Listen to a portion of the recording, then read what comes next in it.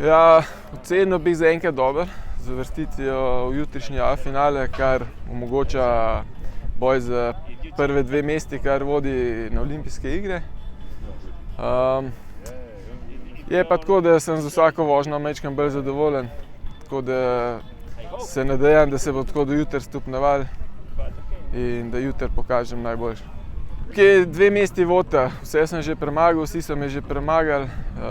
Eni od tekmovalcih so res na papirju velike ribe, ampak vsi so od teh premagljivi, tako da zaenkrat mislim, da smo, eni so danes sicer pokazali, da so majčkeno spredje, ampak mislim, da se do jutri lahko marsikaj še spremeni.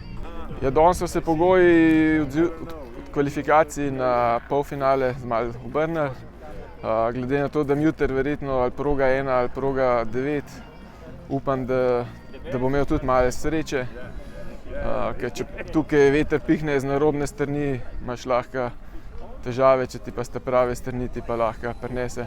Vsekakor moraš biti pa, tako kot ste rekli, pri tej konkurenci res pripravljen, ker drugače nimaš možnosti ne na progi 1, ne na progi 9 boriti se.